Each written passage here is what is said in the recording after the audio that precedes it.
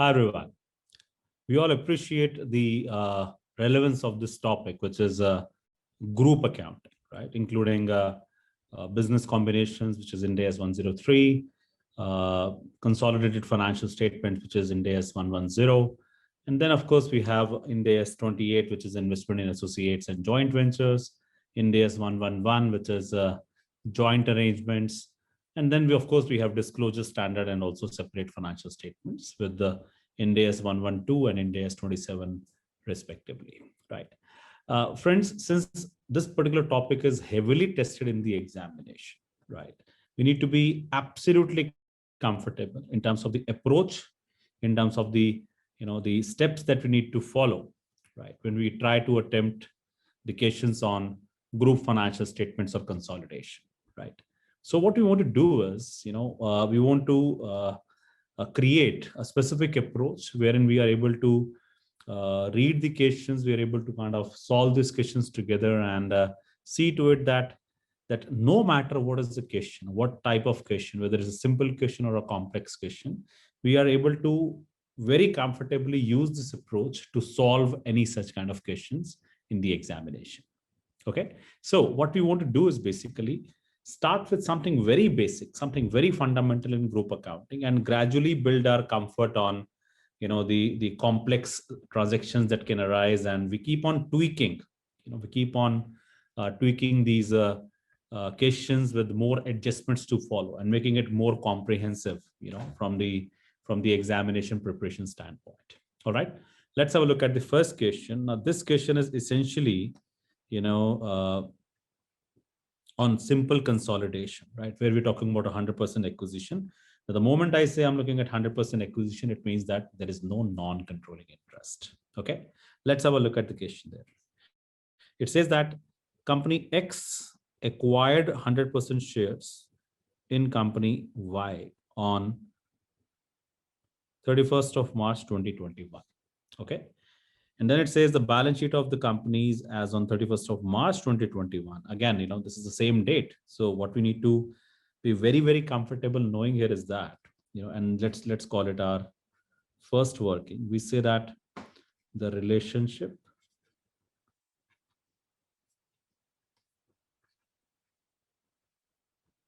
between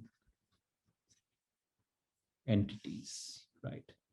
We say the date of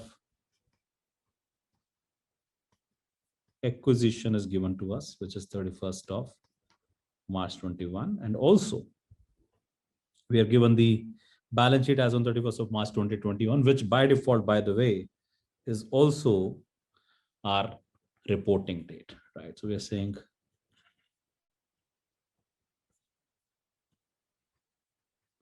the reporting date is also 31st of March 21, which means that on the same date, we are required to prepare the group or consolidated financial statements. Okay. What you also want to bring in the first working is the percentage holding that is given to us at 100%. So we can safely say that this is a subsidiary, right? As far as company Y is concerned, it's a subsidiary of company X. Okay, because more than 50% stake, we assume that the control exists, right? We talked about it when we discussed that the examination would either give that wording very clearly that there is a controlling stake, and if it doesn't give that, we can still assume it if it is more than 50%. Of course, in this 100% acquisition of the other company, we can safely assume it's a 100% subsidiary. Okay, we are provided, by the way, and the information that you want to pick up here is that there are, of course, information about the non-current assets, the current assets, equity and liabilities, non-current liabilities, and also the current liabilities here. Okay, you want to pick up the first thing as what is the investment that the parent has made in the subsidiary, right? This is 2 lakh rupees. Okay, so effectively your purchase consideration is 2 lakh rupees given here. Okay, we're also provided, by the way, assume that the carrying value of the assets and liabilities of company Y are the same as their fair values, of course, on this date, right? Now, when I say I'm looking at this investment of 2 lakh rupees for 100% stake, I need to understand what is the worth of the company, right? what is the worth of the company on the date of acquisition.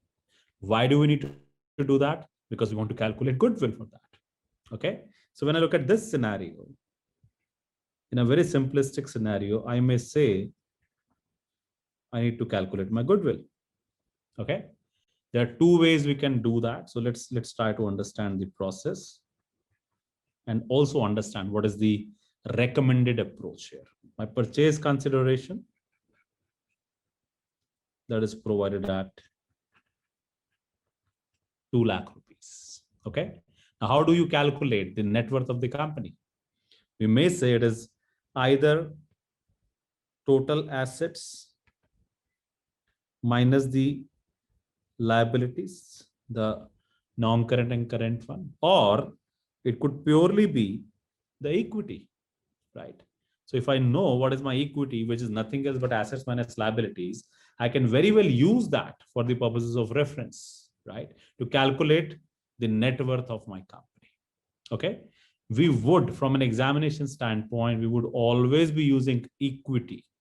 Unless, for example, my examination categorically mentions that the net worth of the company is given separately any which ways. So we'll be using equity by default. So when I say I'm looking at the purchase consideration, which is 2 lakh rupees, we say reduce from this purchase consideration the net assets of the company, which are represented by equity share capital and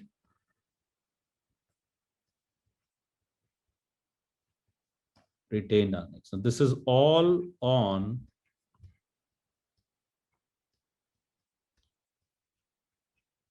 the date of acquisition. Okay. So when I bring this along, I'm provided the share capital of the company.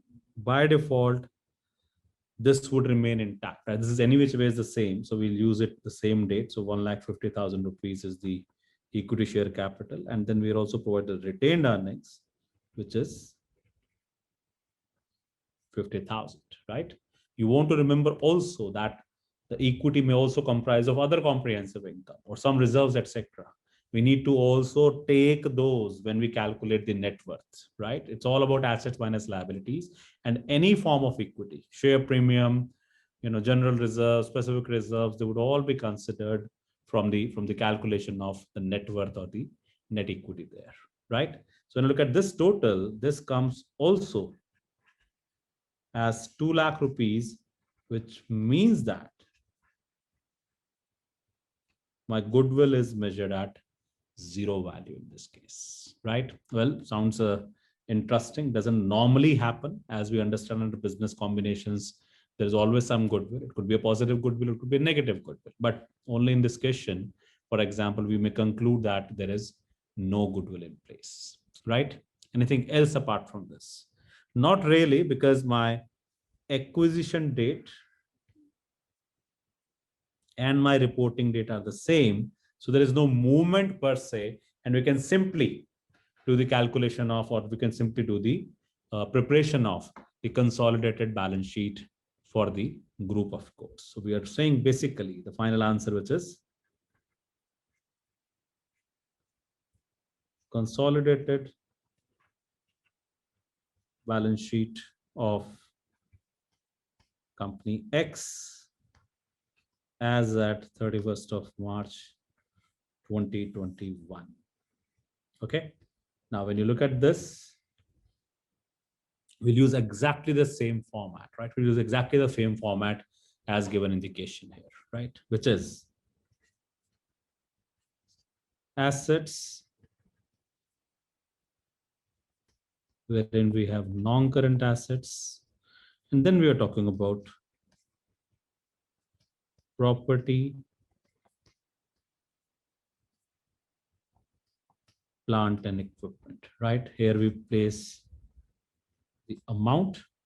Importantly, you want to remember here is that you would add the property, plant and equipment of company X and also of company Y. The group controls both. So what you control is what you consolidate, right? So we're simply saying this is 1 lakh plus 2,50,000 That makes it 3,50,000. Okay. And then we have a license. It's only with company X. So it plays this value of 30,000 as it is, right?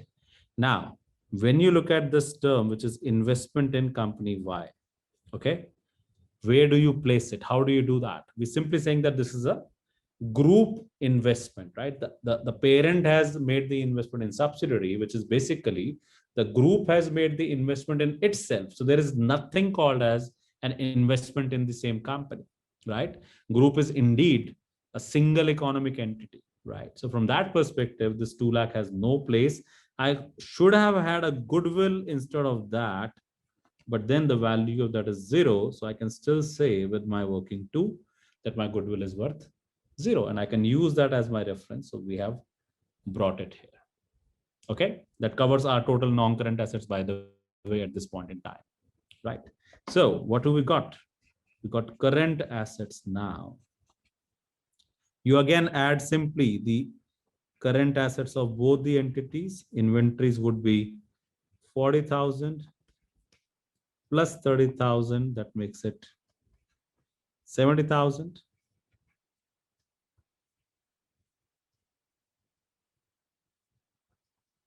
Cash and cash equivalents are 50,000 plus 20,000. That also makes it 70,000, by the way. Then I have my other current assets, which are 20,000 plus 25,000. That makes it 45,000. And this would be the sum total of my assets, the total assets. Now, what does it total come to? That's 380, then 450, and then 520, and this would be 5,65,000, right? Let's do the quick calculation on the calculator as well. 350 plus 30,000 plus 70,000 plus 70,000 plus 45,000. That gives us 5,65,000. Cool, right? I look at the other side of the balance sheet, which is equity and liabilities. And I'm looking at my equity to start with, within which I have my share capital and retained earnings. You always want to remember, whenever it is all about equity, you only bring the equity of the parent entity, right? It's a group which is on behalf of the parent shareholders, right? So you cannot have the equity anymore of the subsidiary here, right? So you look at 2 lakh and 1,20,000 respectively. These are the amounts that you bring as far as the equity is concerned. Okay, right? Then we look at the liabilities side. Non-current liabilities, right? Where we have a bank loan, which is 50,000 plus 1 lakh. That gives us 1,50,000, right? Then we have deferred tax, which is 30,000 plus 5,000. That makes us 35,000. Okay. And then I'm looking at my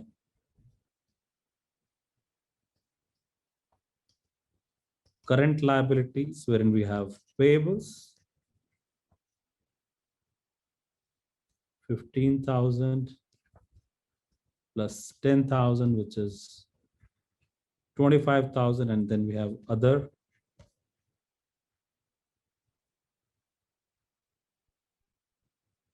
current liabilities amounting to 25 plus 10, which is the sum total of 35,000. Now this gives me my total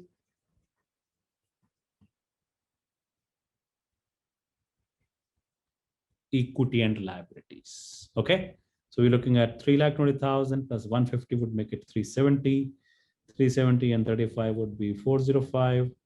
405, and then we have, of course, 60, which means, okay, that's not 405, but 505, right? That's what it is. Yep, that becomes 5,65,000. And well, this is what it was on the other side or the asset side as well, right? So we are able to do this, matching of the balance sheet, and this is the format that you need to follow as far as the preparation of the balance sheet is concerned, right? What you want to remember here is you start with the approach wherein you talk about the relationship between the entities. It's a very simple scenario. Of course, we don't expect such simple basic question to come in the examination. It would be more adjustments, right? And we'll be talking about those adjustments as well. But the first step that you're starting with is the relationship between the entities, and then you're talking about also the goodwill portion there. And then straightforward, we got this final answer of consolidated balance sheet of company X there. All right. Okay. Let's try another question where we look at what if there is a goodwill, for example, in the similar scenario, right? Nothing much has changed around this, right? Nothing much has changed around this other than the fact that the investment in the company is not 2 lakh rupees, but 2,40,000 rupees. Can we do this together now? Let's do that.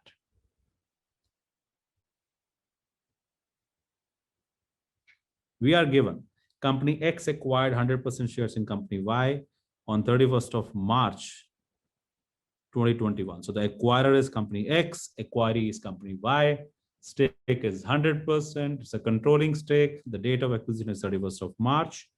My reporting date is also the same date, 31st of March 2021. I'm obviously provided the balance sheets of both the companies, X and Y, as on 31st of March 2021. Okay. How do we go about it now? We're simply saying the first working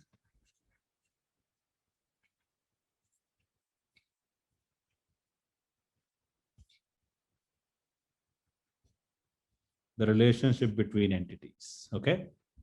First of all,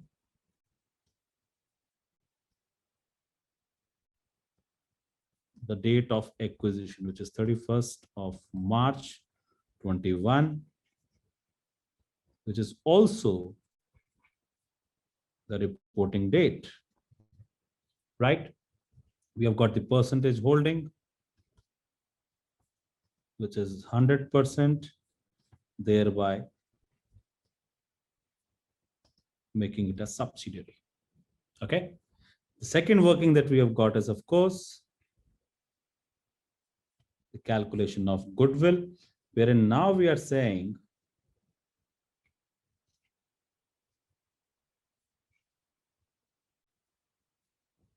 the purchase consideration. Now that is given to us at 2,40,000.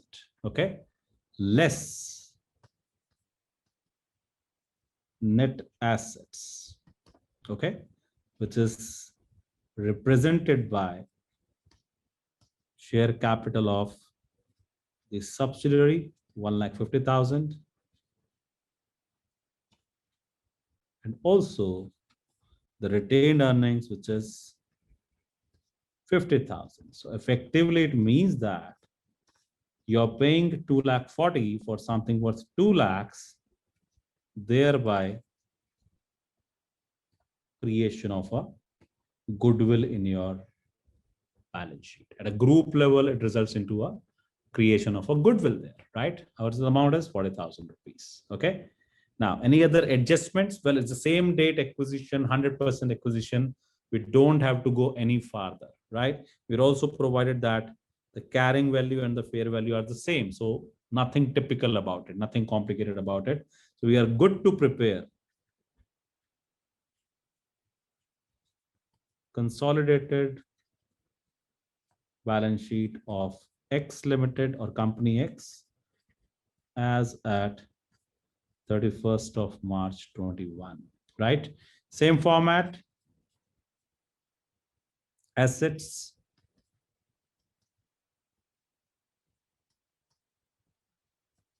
non-current assets, right? We start with property, plant and equipment, which is 1 lakh plus 2,50,000, right? So this is the amount column for us. Let's use that. Okay, this is 3,50,000 here for us. Okay, and then we have provided license. It's only in one book, so we don't have to do the additions. But now comes the goodwill as per working two. We remember that amount of 40,000 here. Okay. The next item is current assets, which are inventories, right? Which is 40 plus 30. That gives us 70,000.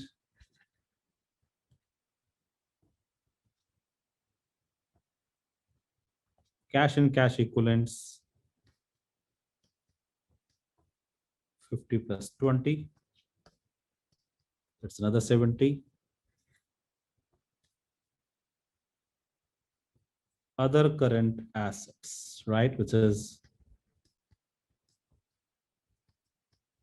20 plus 25, which makes it 45. No other assets, of course.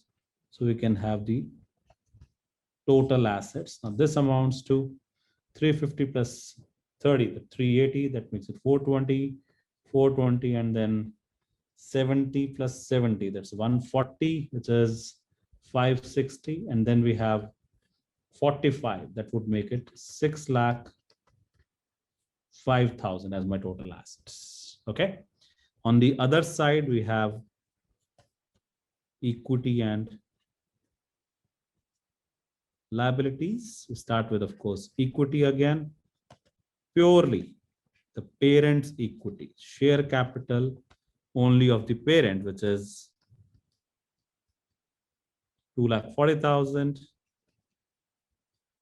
Retained earnings again of the parent, which is 1,20,000. The other heading, which is non-current liabilities, no adjustments around, so we can simply use those for addition purposes. Bank loan, which is 50 plus 100, 1,50,000. Deferred tax,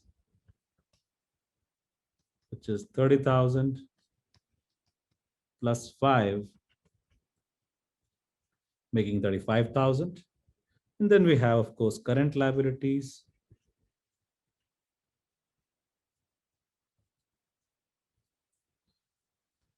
Let's say payables, right, which is 15 plus 10. And then we have also other current liabilities, which is 25 plus 10,000. So this is 25,000 here, and this is 35,000 here. This would be my total equity and liabilities, right? We need to do a sum total of this, which is 240 plus 120 plus 150 plus 35 plus 25 and 35. Of course, the total tallies, my total assets and my total liabilities, they both match here, right? Looks straightforward. Well, it's simple, but the point of doing all these steps is to get very comfortable with the flow of how do we intend to solve these questions there. Okay, you want to be very, very comfortable with the approach. Practice as many questions as you can so that you are absolutely comfortable. You're absolutely sure of how to solve these questions, right? It's a must question in the examination. So we need to be very, very comfortable about the approach and the steps that we want to take, and we want to get the maximum marks out of this question. Okay. Thank you very much.